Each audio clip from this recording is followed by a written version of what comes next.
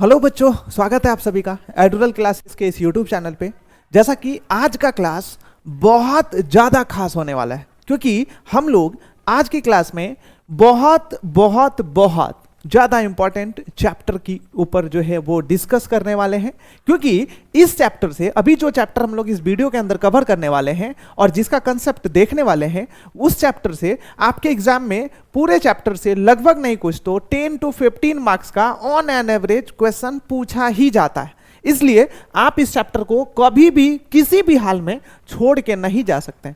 मतलब ये चैप्टर यदि आपने अच्छे से कर लिया तो 10 to 15 मार्क्स का जो आपके पास एवरेज लगभग मार्किंग है वो आपके हाथ में होने वाला है। ठीक है ना, 10 से 15 नंबर आप आराम से इस पूरे चैप्टर को अच्छे से कंप्लीट करके जाने के बाद एग्जाम में स्कोर कर सकते हैं। सिर्फ और सिर्फ इस चैप्टर के अंदर मैं गारंटी देता हूं 10 से 15 नंबर भाई आपको मिलने वाला है। इसलिए ये चैप्टर आपके लिए कितना इंपॉर्टेंट है आप खुद समझ सकते हैं। ठीक है ना, चलिए इसी चैप्टर की शुरुआत करेंगे। देखिए चैप्टर का नाम क्या है, तो चैप्टर का नाम है पृष्ठीय क्षेत्रफल और आयतन। ठीक है, आपके एनसीईआरटी का या फिर क्या दे आपके क्लास 10th का जो गणित है उसका 12वां चैप्टर है ये। ठीक है ना, 12वां चैप्टर है, बहुत ज्यादा इंपॉर्टेंट चैप्टर है। और देखिए चैप्टर के यदि कॉन्सेप्ट की बात करें तो इसके अंदर जितने भी कॉन्सेप्ट हैं बहुत इजी कॉन्सेप्ट है। भले ही थोड़ा सा ज्यादा कॉन्सेप्ट हमें पढ़ना पड़ता है इस चैप्टर के अंदर, लेकिन है क्या, सब के सब बहुत ज्यादा आसान है, बहुत आसान है, बहुत आसान। समझ आया ना? तो इसलिए सबसे पहला अपने पास जो शुरुआती इसके कॉन्सेप्ट है वहां से अभी इस वीडियो के अंदर हम लोग शुरू कर रहे हैं।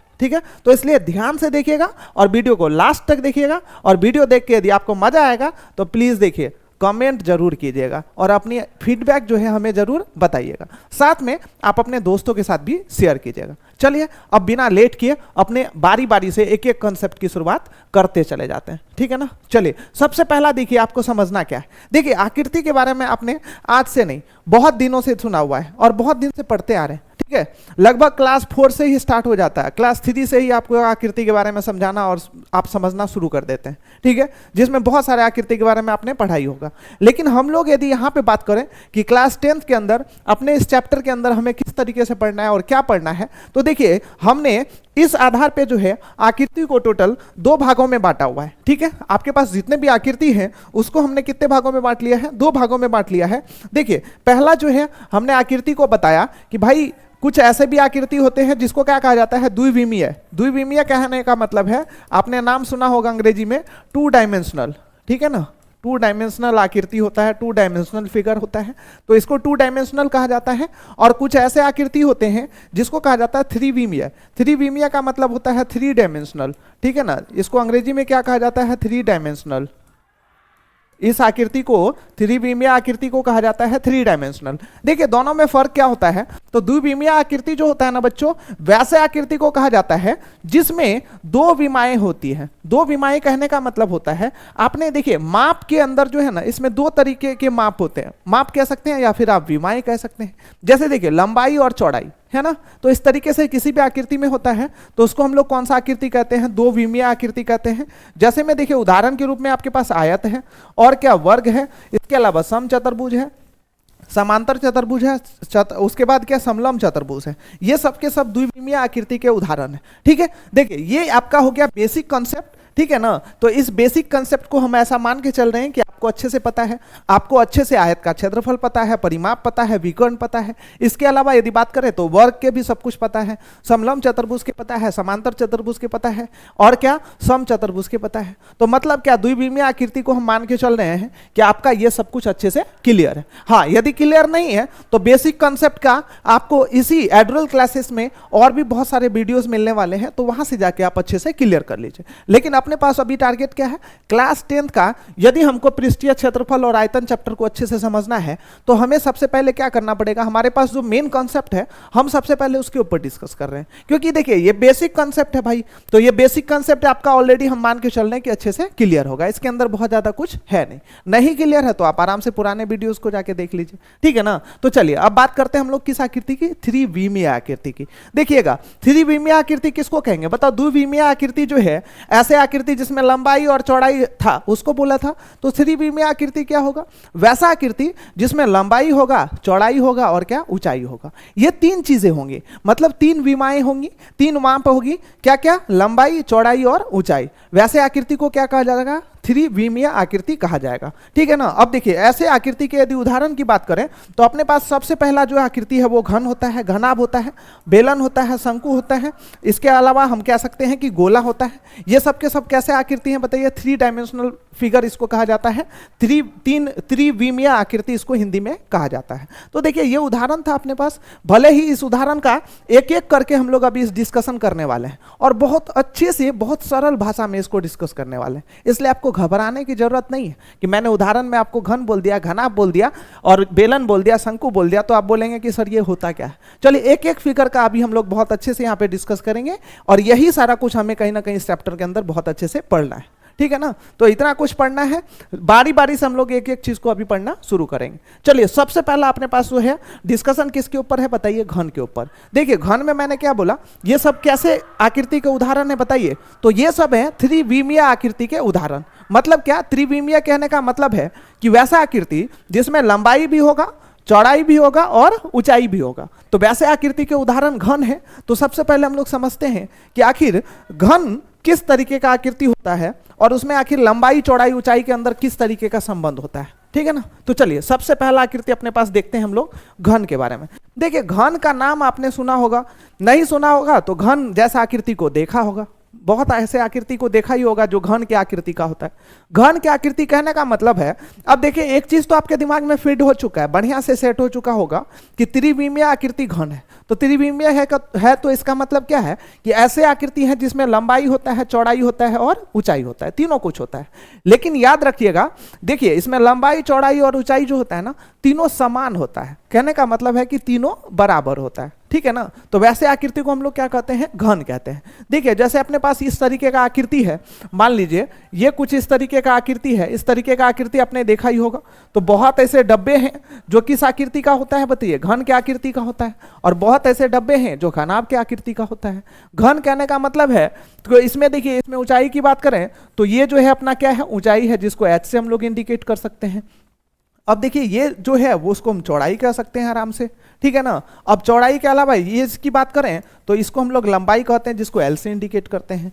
तो इस तरीके से देखा जाए तो लंबाई और ये क्या हो गया इसका? चौड़ाई, और ये क्या हो गया इसका? ऊंचाई। मतलब ये तीनों कुछ क्या होता है? समान होता है, एक ही जैसा होता है। ठीक है ना। जिसका लंबाई भी मान लीजिए थी 10 सेंटीमीटर का है तो भाई चौड़ाई भी उसका कितने सेंटीमीटर का होगा? 10 सेंटीमीटर का होगा। अब इसके अलावा यदि इसके ऊंचाई की बात करें तो ये भी कितने सेंटीमीटर का होगा? 10 सेंटीमीटर का। तो इस तरीके की जो आकृति होंगे जिसमें लंबाई, चौड़ाई और ऊंचाई समान होंगे, वैसे आकृति को कहा जाएगा क्या? घन। अब देखिए घन के बारे में सबसे पहले मैं यदि आपको बताऊं, एक बात बताइए, ये और ये दोनों बराबर है तो ये जितना होगा वो इतना होगा, ये जितना होगा ये इतना होगा। इसका मतलब है ये दोनों यदि बराबर है और इसमें सभी भुजा को हम लोग ए मान ले तो ये भी ए, ये भी ए, ये भी ए, ये भी ए, मतलब इसका लंबाई, चौड़ाई, ऊंचाई और तीनों क्या हो जाएगा? ए ए ए हो जाएगा।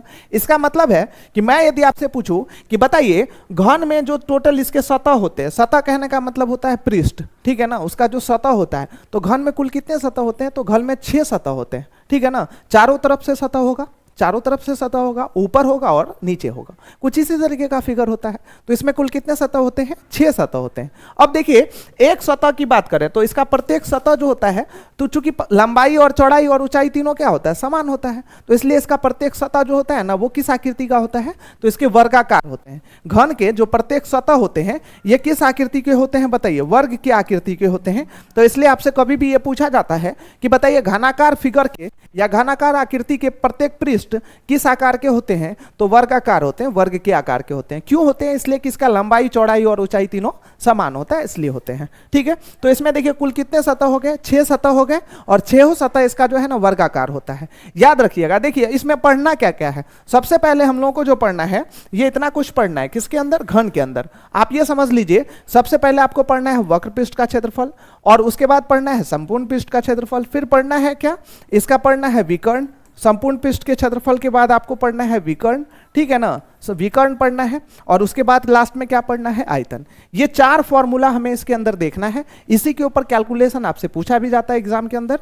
ठीक है ना। तो ये चारों अभी सबसे पहले हम लोग बारी बारी से देख लेते हैं। देखिए वक्र पृष्ठ का क्षेत्रफल का मतलब होता है चारों तरफ का क्षेत्रफल। मतलब क्या? इसके ऊपर की बात करें तो ऊपर के सतह और नीचे के सतह को छोड़ के इसके चारों तरफ का जो सतह है उसका जो क्षेत्रफल होगा उसको हम लोग कहेंगे वक्र पृष्ठ का क्षेत्रफल। ठीक है ना। अब देखिए जैसे मान लीजिए मेरे पास एक तरीके से मान लेते हैं कि चलो इसका लंबाई चौड़ाई और ऊंचाई तीनों कुछ क्या है, समान है। तो समान है तो आप खुद सोचिए ये जो पृष्ठ है ये किस आकार का है, वर्ग के आकार का है। ये भी पृष्ठ वर्ग के आकार का होगा, ये भी वर्ग के आकार का, मतलब इसका छहों पृष्ठ जो है ना वो वर्ग के आकार का है। ठीक है। अब आप बताइए इसमें वक्र पृष्ठ क्षेत्रफल की बात करें तो वक्र पृष्ठ का क्षेत्रफल कौन सा पृष्ठ होगा। देखिए ये साइड से जो ये वाला पृष्ठ दिख रहा है, उसके बाद ये वाला पृष्ठ दिख रहा है, ये वाला पृष्ठ दिख रहा है और ये वाला पृष्ठ दिख रहा है। मतलब इसके साइड के जो ये चारों पृष्ठ हैं, ये चारों पृष्ठ कहलाएंगे इसके वक्र पृष्ठ का क्षेत्रफल। ठीक है ना। देखिए ये वक्र पृष्ठ का क्षेत्रफल हो जाएगा। तो वक्र पृष्ठ के क्षेत्रफल में बताइए कितने पृष्ठ आएंगे। तो भाई इसके 4 सतह आएंगे। 4 कौन से सतह आएंगे, जो साइड के सतह हैं वो चारों आएंगे।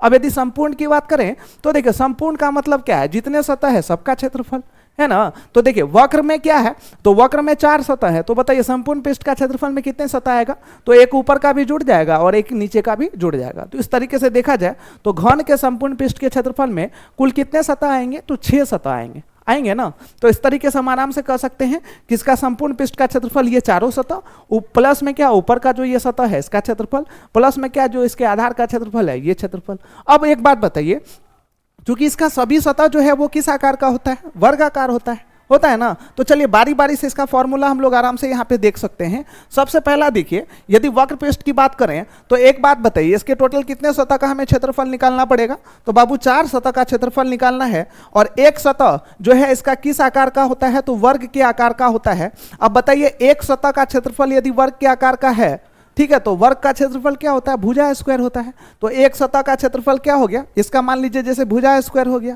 तो इसका भी भुजा स्क्वायर हो गया, इसका भी भुजा स्क्वायर हो गया, इसका भी भुजा स्क्वायर हो गया। तो वक्र पृष्ठ के क्षेत्रफल में तो 4 ही सतह है ना। तो इसका यदि एक का भुजा स्क्वायर हो गया तो 4 सतह का क्षेत्रफल आप खुद बताइए कितना होने वाला है, तो 4 गुना भुजा स्क्वायर होने वाला है। ठीक है ना। तो घन का याद रखिएगा, कभी भी वक्र पृष्ठ का क्षेत्रफल आपसे पूछा जाए तो आपको क्या बोलना है, 4 गुना में क्या, भुजा स्क्वायर। अब देखिए संपूर्ण पृष्ठ का क्षेत्रफल, संपूर्ण में टोटल बताइए कितने पृष्ठ आएंगे, तो 6 पृष्ठ आएंगे। 6 पृष्ठ कहने का मतलब क्या है कि इसका आधार और इसका जो ऊपर वाला भाग है ये दोनों पृष्ठ का क्षेत्रफल क्या हो जाएगा, जुड़ जाएगा। तो टोटल 6 पृष्ठ हो गए। अब बताइए एक पृष्ठ जब इसके वर्ग के आकार का है तो एक पृष्ठ का क्षेत्रफल a स्क्वायर, तो 6 पृष्ठ का क्षेत्रफल कितना होगा, तो 6 को a स्क्वायर से गुना कर देंगे तो 6a स्क्वायर कहिए, या 6 गुना क्या कह सकते हैं आप, आराम से भुजा स्क्वायर कह सकते हैं। तो इसलिए इसका संपूर्ण पृष्ठ का क्षेत्रफल जो है क्या होता है, 6 गुना में क्या, भुजा स्क्वायर, 6 गुना में क्या, भुजा का स्क्वायर। ठीक है ना। अब देखिए इसके विकर्ण की बात करें तो विकर्ण का फॉर्मूला जो होता है वो क्या होता है, √3 गुना भुजा। विकर्ण का फॉर्मूला क्या होता है, √3 गुना में क्या, भुजा। ये थोड़ा सा आपको अच्छे से माइंड में रखना पड़ेगा। ठीक है ना। अब इसके अलावा देखिए आयतन की बात करें तो आयतन आप ऐसे याद रख सकते हैं, चूंकि 3 विमाएं हैं, ठीक है ना। घन में टोटल कितने विमाएं होते हैं, 3 विमाएं होते हैं। क्या क्या, लंबाई होता है, चौड़ाई होता है और क्या, ऊंचाई होता है। तो देखिए तीनों विमाओं को यदि आप गुना कर देते हैं तो आपके पास आयतन निकल जाता है। ठीक है ना। तो देखिएगा इसके तीनों विमाओं को गुना करेंगे तो हम यहाँ पे पहली विमा को क्या मान लिए थे, लंबाई को a, चौड़ाई को भी क्या मान लिए a और ऊंचाई को भी क्या मान लिए a। तो इस तरीके से बताइए a को 3 बार गुना करेंगे तो a की पावर कितना हो जाएगा, क्यूब। ठीक है ना, a क्यूब हो जाएगा। अब देखो ये a को हमने क्या माना हुआ था, बताइए भुजा को हमने a माना हुआ था, तो या तो आप क्या कह सकते हैं, a क्यूब कह सकते हैं, नहीं तो क्या कह सकते हैं बताइए, आराम से भुजा क्यूब कह सकते हैं। तो ये था हमारे पास घन के अंदर सारे इंपॉर्टेंट फॉर्मूला। ये फॉर्मूला आपको याद रखना बहुत ज्यादा जरूरी है। एग्जाम में डायरेक्टली आपको यहां से भी क्वेश्चन पूछे जाते हैं, इसलिए ऐसे फॉर्मूले आपको बहुत अच्छे से दिमाग में सेट करके रखना पड़ेगा। ठीक है ना। पहला फॉर्मूला हमने क्या देखा था, तो घन में वक्र पृष्ठ का क्षेत्रफल देखा था और उसको याद करने का तरीका बहुत आसान है, क्योंकि भाई घन के जो प्रत्येक पृष्ठ होते हैं वो वर्ग के आकार का होता है। अब बताइए वर्ग का क्षेत्रफल क्या होता है, भुजा स्क्वायर होता है। अब देखिए वक्र पृष्ठ के क्षेत्रफल में टोटल कितने सतह होंगे, बताइए 4 सतह होगा। तो 4 सतह होगा तो एक सतह का यदि भुजा स्क्वायर है तो 4 सतह का क्षेत्रफल कैसे निकलेगा, 4 गुना भुजा स्क्वायर कर देंगे। अब इसके अलावा यदि संपूर्ण पृष्ठ की बात करें तो संपूर्ण में एक ऊपर का सतह और नीचे का सतह ये दोनों जुड़ जाएगा तो संपूर्ण पृष्ठ का क्षेत्रफल हो जाएगा। तो मतलब संपूर्ण में टोटल कितने सतह होंगे, बताइए 6 सतह होंगे। तो एक सतह का क्षेत्रफल यदि a स्क्वायर है तो 6 सतह का क्षेत्रफल क्या होगा, 6 गुना a स्क्वायर, या 6 गुना आप क्या आराम से कह सकते हैं, भुजा स्क्वायर, है ना। अब देखिए आयतन जो होता है ना वो याद रखिएगा कि तीनों विमाओं को गुना करने से आराम से आयतन निकलता है। तो बताइए वर्ग, ये जो अपने पास घन है तो घन में 3 विमाएं कौन सा है, लंबाई है, चौड़ाई है और ऊंचाई है। तीनों क्या होता है, समान होता है।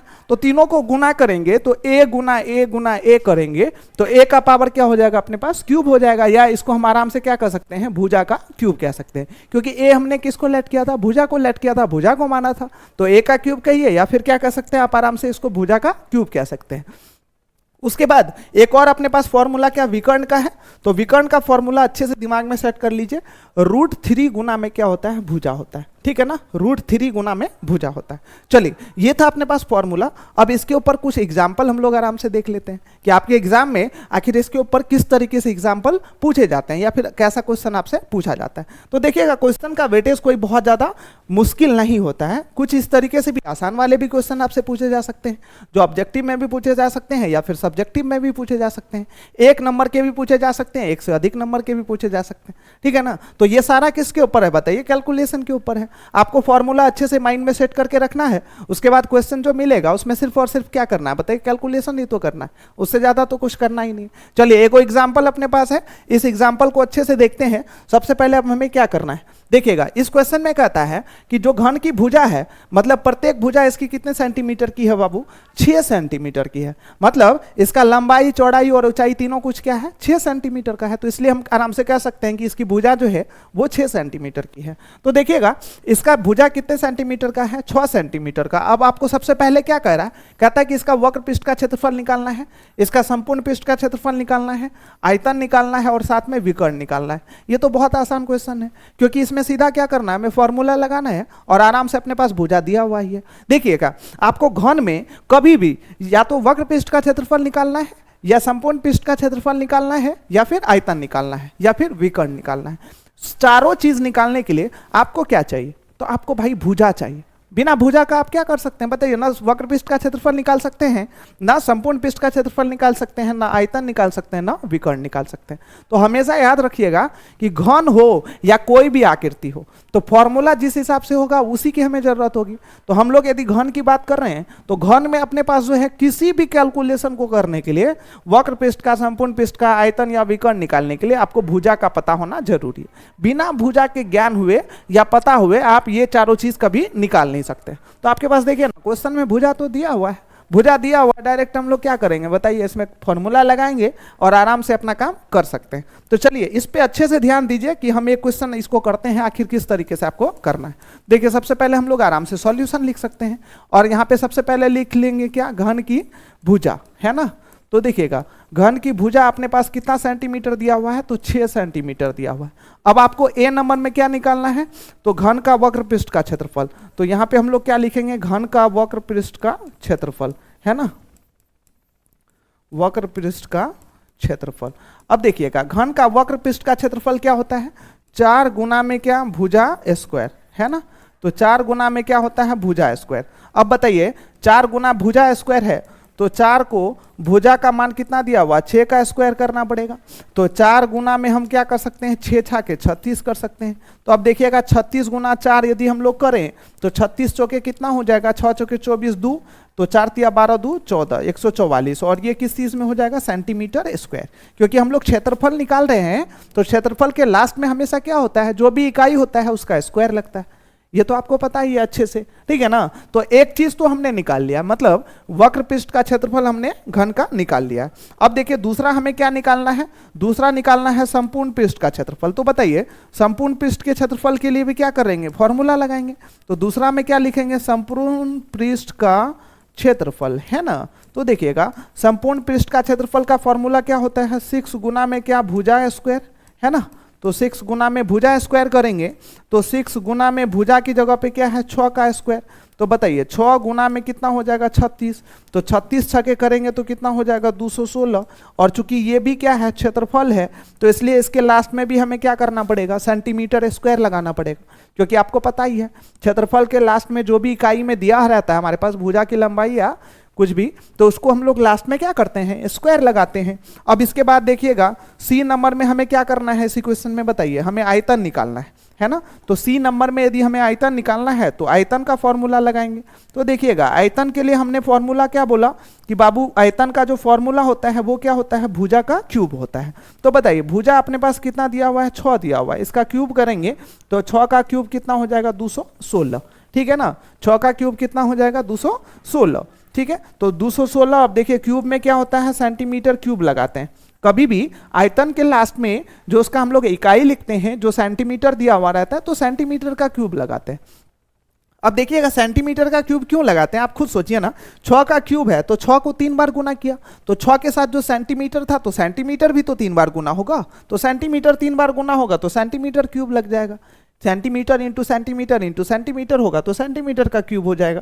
तो इस तरीके से अपने पास जो आयतन का है, आयतन कितना निकल चुका है, भुजा यदि 6 सेंटीमीटर होगा तो आयतन अपने पास 216 सेंटीमीटर क्यूब निकल जाएगा, ठीक है ना। और देखिए संपूर्ण पृष्ठ का क्षेत्रफल भी कितना निकला अपने पास 216 सेंटीमीटर स्क्वायर, ठीक है। अब देखिएगा लास्ट में हमें क्या निकालना है, लास्ट में इसका विकर्ण निकालना है, ठीक है। तो देखिए लास्ट में विकर्ण यदि निकालना है तो विकर्ण के लिए फॉर्मूला लगा देंगे। तो अब इसका विकर्ण मान लीजिए, विकर्ण के लिए फॉर्मूला क्या है, विकर्ण बराबर हम लोग कितना लिखेंगे √3 गुना में क्या भुजा है ना, तो √3, तो √3 में यहाँ पे लिख देंगे इंटू में भुजा। तो अब हम आराम से क्या लिख सकते हैं 6√3, और देखिए ये किस चीज में दिया हुआ है, सेंटीमीटर में दिया हुआ है, तो ये हमारा हो जाएगा सेंटीमीटर। मतलब इस घन का जो विकर्ण है वो 6√3 सेंटीमीटर निकल चुका है। इस तरीके से हम आराम से क्या कर सकते हैं, यदि मेरे पास घन का भुजा पता होगा तो हम आराम से घन का वक्र पृष्ठ का क्षेत्रफल, संपूर्ण पृष्ठ का क्षेत्रफल, आयतन या उसका विकर्ण कुछ भी हमसे निकालने के लिए बोला जाता है तो हम आराम से इस तरीके से कैलकुलेशन करके निकाल सकते हैं, है ना। बहुत आसान है कि नहीं है बताइए, बहुत आसान है, इसमें कुछ है, कुछ भी नहीं है। सब में तो ऐसे ही करना है भाई, मैथ्स में बोला तो मैंने आपको कुछ भी नहीं है, सब इसी तरीके से चलता है। ऐसे ही आसान आसान क्वेश्चन आपसे पूछे जाते हैं, ठीक है ना। सिर्फ जोड़ घटाओ गुना भागा तो करना है, बताइए, है ना, बहुत आसान है। चलिए तो ये तो सीधा सीधा क्वेश्चन था। अब ध्यान से सुनिएगा, एक बात बताइए, आपको कुछ भी निकालना था तो आपको क्या चाहिए था, भुजा चाहिए था, है ना। आपको भुजा पता होगा तब ना आप घन में कुछ भी निकाल सकते हैं, चाहे वो वक्र पृष्ठ का क्षेत्रफल है कि संपूर्ण पृष्ठ का क्षेत्रफल है कि आयतन है कि विकर्ण। लेकिन आप याद रखिएगा आपको भुजा नहीं दिया हुआ रहेगा, ठीक है ना, आपको वक्र पृष्ठ का क्षेत्रफल दे दिया जाएगा और तब आपसे बोलेगा कि आयतन निकालना है। तो बताइए आयतन का फॉर्मूला क्या होता है, भुजा क्यूब होता है ना। आयतन का फॉर्मूला क्या होता है, भुजा क्यूब। तो सबसे पहले हम लोग क्या करेंगे, जो हमारे पास दिया हुआ है उसकी मदद से पहले भुजा निकालेंगे, क्योंकि आयतन हमें निकालना है। तो भाई आयतन हमारे क्वेश्चन में डायरेक्ट दिया हुआ रहेगा तो हम आयतन के लिए फॉर्मूला लगा के डायरेक्ट काम कर सकते हैं। लेकिन यदि आयतन नहीं दिया, भुजा नहीं दिया हुआ है और भुजा के बदले कोई और जानकारी दिया हुआ है तो वहां से सबसे पहले आप क्या करेंगे बताइए, भुजा निकालेंगे तब ना आयतन निकाल पाएंगे। तो वैसे क्वेश्चन भी एक बार हम लोग अच्छे से देख लेते हैं। देखिएगा ये तो सीधा सीधा क्वेश्चन था जिसमें आपको क्या भुजा दिया हुआ था। अब भुजा के बदले कोई और जानकारी देगा तो उससे सबसे पहले आपको क्या करना है बताइए, भुजा निकाल लेना है। और भुजा निकालने के बाद आपको जो बोला जाएगा क्वेश्चन में निकालने के लिए आप आराम से निकाल सकते हैं। देखिए ये बेसिक है, लेकिन ये यदि आप कर लेंगे, इस तरीके का क्वेश्चन कर लेंगे तो आपको हम गारंटी के साथ कहते हैं आगे पूरा पृष्ठीय क्षेत्रफल और आयतन में कहीं से कोई दिक्कत नहीं हो, ठीक है ना। तो आप पहले सीधा भी करने के लिए समझ जाइए और उसका उल्टा भी करने के लिए समझ जाइए, ठीक है ना। तो दोनों तरीके से, बस देखिए सभी फिगर में इसी तरीके से क्वेश्चन होता है, कुछ भी अलग नहीं होता। या तो आपको डायरेक्ट दिया हुआ रहेगा या किसी और जानकारी के मार्फत आपको क्या करना है, उस जानकारी को निकालना है। तो दो टाइप का हम लोग यदि एक फिगर में कर लेंगे तो आपका दिमाग जो है ना पूरा खुल जाए और उसके बाद आप खुद भागना शुरू कर देंगे और बहुत फिर आपको आसान लगना शुरू हो जाएगा, ठीक है। चलिए अब इसके बाद अपने पास जो दूसरा एग्जाम्पल है इसको देख लेते हैं। देखिए इसमें क्या दिया हुआ है, दूसरा एग्जाम्पल है, कहता है घन का आयतन जो है ना, अब आयतन दिया हुआ है कितना है, 512 घन मीटर है, 512 घन मीटर है। अब उसके बाद आपको क्या कह रहा है, वक्र पृष्ठ का क्षेत्रफल निकालना है एक नंबर में, दूसरा निकालना है संपूर्ण पृष्ठ का क्षेत्रफल, तीसरा निकालना है विकर्ण। एक बात बता दीजिए आप हमको, वक्र पृष्ठ का क्षेत्रफल कैसे निकलेगा।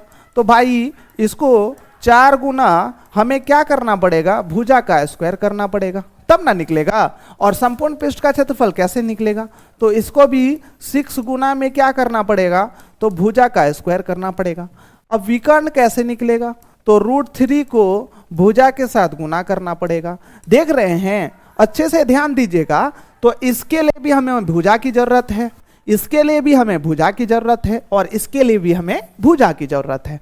आप बताइए आपके पास क्वेश्चन में कहीं पे भुजा दिया हुआ है क्या, नहीं दिया हुआ है। तो बताइए बिना भुजा निकाले आप इसके वक्र पृष्ठ का क्षेत्रफल निकाल सकते हैं, नहीं निकाल सकते हैं। ना संपूर्ण पृष्ठ का क्षेत्रफल निकाल सकते हैं, ना इसका विकर्ण निकाल सकते हैं। तो आपको अब सबसे पहले बताइए क्या करना पड़ेगा, तो इस घन का भुजा निकालना पड़ेगा। अब भुजा आप कैसे निकालेंगे, तो आपके पास जो जानकारी दिया हुआ है उसी के मदद से निकालेंगे। आपके पास देखिए जानकारी में क्या है, आयतन का मान 512 सेंटीमीटर क्यूब दिया हुआ है, या 512 घन मीटर दिया हुआ है। घन मीटर बोले तो क्या मीटर का क्यूब दिया हुआ है। तो बताइए आयतन की मदद से सबसे पहले आपको क्या करना पड़ेगा, तो घन का भुजा निकालना पड़ेगा। और उसके बाद बताइए भुजा पता होगा तो ये तीनों निकालने में कहीं से कोई दिक्कत नहीं हो सकता है, आप आराम से कर सकते हैं, फिर कोई टेंशन वाली बात नहीं है। तो सबसे पहले चलिए इसका भुजा निकाल लेते हैं और उसके बाद फिर हम आराम से क्या करेंगे, जो इस क्वेश्चन में बोला गया है निकालने के लिए उसको निकाल सकते हैं। तो सबसे पहला काम देखिए, ऐसे क्वेश्चन में आपको भुजा कैसे निकालना है बताइए। तो भुजा निकालने के लिए सबसे पहले आपके पास किस चीज के मदद से आपको भुजा निकालना है, तो आपको जो दिया हुआ है उसकी मदद से भुजा निकालना है। तो देखिए आपके पास क्या दिया हुआ है इस क्वेश्चन में बताएंगे। इस क्वेश्चन में आपको दिया हुआ है आयतन, है ना। तो सबसे पहले क्या करेंगे, जिसकी मदद से मतलब जो दिया हुआ है, तो हम लोग यहाँ पे क्या लिखेंगे, घन का आयतन बराबर में कितना 512, और इसको मीटर में क्यूब भी लिख सकते हैं। अब हम क्या करेंगे, एक तरफ इसका फॉर्मूला लगाएंगे तो हम आराम से क्या लिख सकते हैं, भुजा का क्यूब बराबर में कितना 512, है ना। अब देखिए भुजा का क्यूब है, तो भुजा का यदि हमको मान निकालना है तो क्यूब उस तरफ जाएगा, तो 512 और यहाँ पे क्या 3, है ना। तो अब देखिएगा 512 का क्यूबिक रूट क्या होता है, तो 512 का क्यूबिक रूट कितना हो जाएगा 8। 512 का क्यूबिक रूट कितना हो जाएगा 8, ठीक है ना। तो अब हम आराम से लिख सकते हैं, अतः घन की भुजा बराबर में कितना मीटर बताइए, 8 मीटर निकल चुका है। अब यदि घन का भुजा अपने पास आ गया है तो घन के जो भी चीज हमें निकालने के लिए बोला जाता है, सबसे पहले बताइए क्या निकालना है, ए नंबर में निकालना है वक्र पृष्ठ का क्षेत्रफल। तो हम लोग क्या लिखेंगे, वक्र पृष्ठ का क्षेत्रफल बराबर में कितना हो जाएगा, 4 गुना में क्या भुजा का स्क्वायर, ठीक है ना। तो वक्र पृष्ठ का क्षेत्रफल 4 गुना में भुजा की जगह पे कितना हो जाएगा 8 का स्क्वायर, तो 4 गुना में कितना हो जाएगा 64। तो देखिएगा 4 को 64 से मल्टीप्लाई करेंगे तो 4 चौके 16, 6 चौके 24, एक कितना हो जाएगा 25, तो 256, और ये यहाँ पे क्या हो जाएगा मीटर स्क्वायर। तो 256 मीटर स्क्वायर अपने पास क्या निकल चुका है, इसका वक्र पृष्ठ का क्षेत्रफल निकल चुका है। अब देखिए वक्र पृष्ठ का क्षेत्रफल निकल गया है। अब इसके बाद आपको फिर क्या निकालना है बताइए, इसी में आपको इसका संपूर्ण पृष्ठ का क्षेत्रफल निकालना है। तो हम यहाँ पे क्या लिखेंगे, संपूर्ण, है ना, और संपूर्ण पृष्ठ का क्षेत्रफल। तो संपूर्ण पृष्ठ का क्षेत्रफल का बताइए फॉर्मूला क्या होता है, 6 गुना में क्या भुजा का स्क्वायर, है ना, 6 गुना में क्या भुजा का स्क्वायर। तो 6 गुना में भुजा की जगह पे कितना है 8 का स्क्वायर, तो 6 गुना में कितना हो जाएगा 64, ठीक है। तो 6 चौके 24 के 4, और 6 के 36, 2 कितना हो जाएगा 38, ठीक है। 6 चौके 24 के 4 हो गया, 2 हो गया, 6 के 36, 2 38, 384, और यहाँ पे क्या हो जाएगा मीटर स्क्वायर निकल चुका है आपका संपूर्ण पृष्ठ का क्षेत्रफल। देखा, मतलब सबसे पहले मेरे पास जैसे ही भुजा निकला तो उसके बाद हम आराम से कोई भी चीज निकाल सकते हैं, मेरे से जो निकालने के लिए बोला जाएगा हम आराम से निकाल सकते हैं। तो वक्र का भी निकाल लिया हमने और संपूर्ण का भी निकाल लिया। और आपको देखिए सी नंबर में इसी क्वेश्चन में क्या बोला जाता है निकालने के लिए, तो सी नंबर में बोला जा रहा है इसका विकर्ण, है ना। तो विकर्ण भी हम आराम से निकाल लेंगे। विकर्ण के लिए फॉर्मूला क्या होता है बताइए, √3 गुना में क्या भुजा, है ना। तो √3 ऐसे रहेगा, इंटू में भुजा की जगह पे 8 है, इसका मतलब क्या है 8√3 मीटर जो है ये आपका हो जाएगा इसका विकर्ण। 8√3 मीटर क्या हो जाएगा, इसका विकर्ण हो जाएगा। तो देखा किस तरीके से, बहुत आसान तरीके से हम लोग क्या कर सकते हैं, ऐसे ऐसे क्वेश्चन को उड़ा सकते हैं, बहुत आसानी से कर सकते हैं, कोई दिक्कत नहीं है, कोई टेंशन नहीं, ठीक है ना। चलिए ऐसे ऐसे क्वेश्चन तो आप आराम से कर सकते हैं। सीधा वाला भी देख लिया और इसका जस्ट अपोजिट वाला भी देख लिया। चलिए इसके बाद और भी अपने पास कुछ एग्जाम्पल है, बताइए क्या ये एग्जाम्पल आपसे नहीं बनेगा, बताइए बताइए बताइए, नहीं बनेगा क्या, आसान है कि नहीं है, बहुत आसानी से बनने वाला है। इसमें क्या है, कुछ भी है नहीं है। इससे पहले आयतन दिया हुआ था, अब इसके बाद क्या दे दिया बताइए, वक्र पृष्ठ का क्षेत्रफल दे दिया है।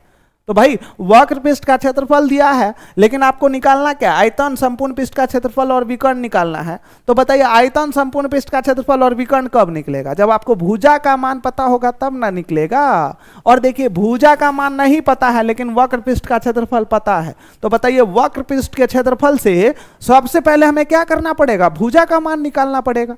उसके बाद हमको जो बोला जाएगा हम आराम से निकाल सकते हैं, कोई टेंशन वाली बात नहीं है। तो चलिए इसको भी फटाक से एक बार कर ही लेते हैं। बताइए यहाँ पे क्या लिखेंगे, सॉल्यूशन, और इसमें क्या दिया हुआ है, तो घन का वक्र पृष्ठ का क्षेत्रफल दिया हुआ है, तो यहाँ पे क्या लिखेंगे, घन का वक्र पृष्ठ का क्षेत्रफल, है ना, घन का वक्र पृष्ठ का क्षेत्रफल। बताइए कितना दिया हुआ है, तो 100 वर्ग मीटर दिया हुआ है, तो 100 वर्ग मीटर लिख लेते हैं यहाँ पे, ठीक है। अब देखिएगा घन का वक्र पृष्ठ का क्षेत्रफल का फॉर्मूला क्या होता है, 4 गुना में क्या होता है, भुजा का स्क्वायर, है ना, तो बराबर में कितना, 100। अब देखेंगे तो यहाँ पे हम लोग क्या लिख सकते हैं, भुजा का स्क्वायर बराबर में 100 को 4 से भागा देंगे तो कितना हो जाएगा, 25।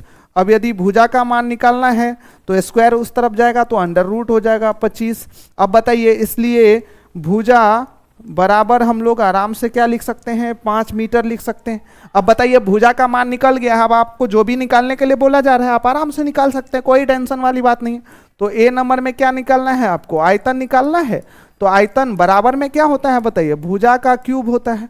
आयतन बराबर में क्या होता है, भुजा का क्यूब। तो भुजा यदि 5 का क्यूब करेंगे तो 125, और देखिए मीटर में है तो इसका क्या लगाएंगे, मीटर का क्यूब, ठीक है ना। आयतन में क्या लगता है, मीटर का क्यूब। अब उसके बाद आपको सेकेंड नंबर में क्या निकालना है, तो सेकेंड नंबर में संपूर्ण पृष्ठ का क्षेत्रफल निकालना है ना। तो यहाँ पे क्या लिखेंगे, संपूर्ण पृष्ठ का क्षेत्रफल। देखिएगा संपूर्ण पृष्ठ का क्षेत्रफल क्या होता है, 6 गुना में क्या, भुजा का स्क्वायर, है ना, 6 गुना में भुजा का स्क्वायर। तो 6 और इंटू बताइए भुजा अपने पास कितना निकला है, 5 का स्क्वायर, तो 6 गुना में कितना हो जाएगा, 25। तो 25 छके कितना हो जाएगा, 150, और ये क्या है, क्षेत्रफल है तो मीटर स्क्वायर इसमें लास्ट में लगेगा। अब बताइए तीसरे नंबर पे क्या है, तो भाई तीसरे नंबर पे जो है हमें क्या निकालना है, इसी क्वेश्चन में अपने को तीसरे नंबर पे निकालना है इसका विकर्ण, ठीक है ना। तो विकर्ण तो पता ही है आपको किस चीज का, घन का। तो घन का विकर्ण बराबर में हम लोग क्या लिखेंगे, √3 गुना में क्या, भुजा, है ना।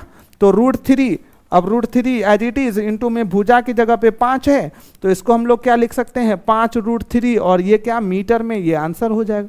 तो इस तरीके से हम क्या कर सकते हैं, आराम से तीनों कुछ निकाल सकते हैं। मतलब ये आपका इनडायरेक्टली क्वेश्चन था, है ना। इसमें आपको डायरेक्ट भुजा का मान नहीं पता था, लेकिन हाँ जो चीज पता था उसके हेल्प से, उसकी मदद से सबसे पहले हमने क्या किया, बताइए भुजा का मान निकाला, और उसके बाद फिर हमने तीनों कुछ निकाल लिया। 3 कुछ क्या क्या, आयतन, संपूर्ण पृष्ठ का क्षेत्रफल और फिर विकर्ण निकालने के लिए था, तो हमने ये तीनों कुछ आराम से निकाल लिया। चलिए यहाँ तक तो क्लियर है। ऐसे क्वेश्चन को अब करने में आपको कोई दिक्कत परेशानी तो नहीं होने वाली है। इसके आगे के नेक्स्ट लेवल के क्वेश्चन को भी देखेंगे, याद रखिएगा, लेकिन ये क्वेश्चन आपके लिए करना बहुत जरूरी है बाबू। जब तक आप ऐसे क्वेश्चन नहीं कर पाएंगे तब तक इसके आगे के नेक्स्ट लेवल वाला क्वेश्चन आपसे नहीं बनने वाला है, नहीं हिलने वाला है, ठीक है ना। तो इसलिए मैं कोशिश क्या करता हूं कि आपको बिल्कुल बिल्कुल 0 लेवल से एक बार उठाने का कोशिश कर रहा हूं कि आपको इस चैप्टर के अंदर आपके 15 नंबर पूरी तरीके से सेट हो जाए, मतलब उसमें आपको कहीं से कोई कंफ्यूजन नहीं रहे, ठीक है ना। तो बहुत अच्छे तरीके से इसको आप अच्छे से ध्यान से देख लीजिए, ठीक है ना। इससे ज्यादा बेसिक और कुछ भी इस चैप्टर के अंदर नहीं हो सकता है। चलिए अब इसके बाद देखते हैं हम लोग और भी एग्जाम्पल अपने पास है। तो ये 2 एग्जाम्पल अपने पास थे जो इनडायरेक्टली तरीके से हम घर में कहीं ना कहीं अपने पास या तो डायरेक्ट भुजा दिया हुआ रहेगा तो भी हम सारा कैलकुलेशन कर सकते हैं, या इसके अलावा कोई और जानकारी दिया हुआ रहेगा तो भी हम सारा कैलकुलेशन कर सकते हैं। सिर्फ ध्यान क्या रखना है, भुजा दिया हुआ रहेगा डायरेक्ट फॉर्मूला लगाएंगे, अदर जानकारी रहेगा, दूसरा कुछ पता रहेगा तो उससे सबसे पहले हमें भुजा का मान निकालना है, और उसके बाद जो दिया हुआ रहेगा निकालने के लिए तो सब निकाल सकते हैं। अब बताइए जो दिया हुआ रहेगा तो उससे भुजा का मान कैसे निकालेंगे, आयतन दिया हुआ है तो आयतन बराबर लिख के एक तरफ इसका फॉर्मूला लगा लेंगे। संपूर्ण पृष्ठ का क्षेत्रफल दिया हुआ रहेगा तो संपूर्ण पृष्ठ का क्षेत्रफल बराबर लिखेंगे और एक तरफ संपूर्ण पृष्ठ का क्षेत्रफल का फॉर्मूला लगा लेंगे। वक्र पृष्ठ का क्षेत्रफल का मान दिया हुआ रहेगा, उससे भुजा निकालने के लिए आप क्या करेंगे, तो वक्र पृष्ठ का क्षेत्रफल बराबर लिखेंगे और एक तरफ में क्या कर लेंगे, वक्र पृष्ठ का क्षेत्रफल का फॉर्मूला लगा लेंगे। ऐसे ही तो निकलता है। ये दोनों तीनों क्वेश्चन जो आपने अभी प्रैक्टिस किया है वो उसी तरीके से का क्वेश्चन था, है ना। तो इसलिए कहते हैं बहुत अच्छे से और ध्यान से वीडियो को लास्ट तक देखिएगा, मजा आएगा तो अपने दोस्त के साथ जरूर शेयर कीजिएगा। चलिए मिलते हैं हम लोग नेक्स्ट वाले कंसेप्ट में। जो अब इसके नेक्स्ट वाला कंसेप्ट है कौन सा, घनाभ, उसको देखेंगे नेक्स्ट वाले वीडियो में। और इसी तरीके से लगातार हमारे इस वीडियो को, एजुकेशनल वीडियोज यदि आप देखना चाहते हैं तो अभी तक यदि हमारे इस चैनल को सब्सक्राइब नहीं किए हैं तो तुरंत जाके सबसे पहले सब्सक्राइब भी कर लीजिए और अपने दोस्तों को शेयर भी कर दीजिए। ठीक है, चलिए।